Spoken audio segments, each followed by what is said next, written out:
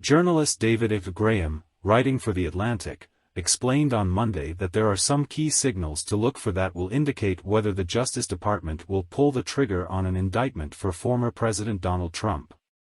Graham expects the indictment will likely come with serious charges that will have come after a years-long elaborate dance with the law in which he usually stayed just one step ahead. His Field Guide to Predicting the Indictments begins with the Fulton County, Georgia case, which wrapped up its special grand jury at the end of the year and will submit the final report with recommendations for any possible indictments. Trump's lawyers released a statement on Monday saying that it's clear Georgia thinks Trump did nothing wrong because he wasn't questioned by the grand jury. Graham explains that a special grand jury, unlike a regular grand jury, can't bring indictments. So, the idea that Trump is out of the woods isn't the case at all.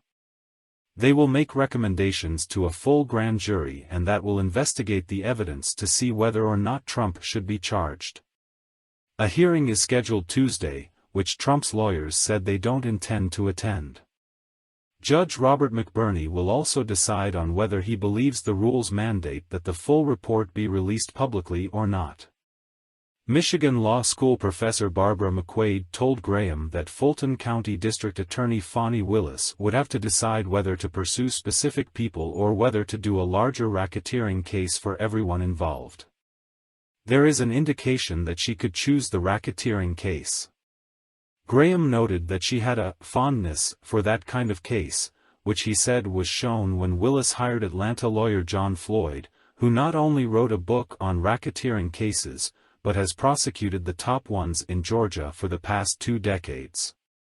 The key indicator in this particular case, according to Graham, will be whether the special grand jury cites Trump for possible charges and if the full report outlines criminality.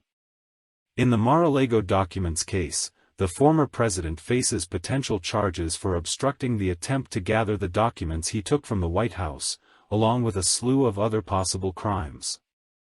In that case, the Justice Department appointed special counsel Jack Smith to oversee the probe, and attorney Paul Rosenzweig tells Graham that the special counsel seems to have enough to pull the trigger. It certainly seems like the law is clear, he explained. There's a relatively narrow, confined set of facts.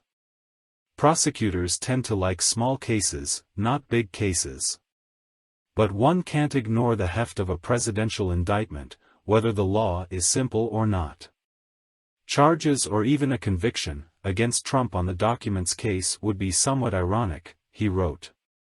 A man who has publicly committed far more egregious acts, including the 2 for which he was impeached, getting busted for stolen documents would be a little bit like Al Capone's conviction for tax evasion.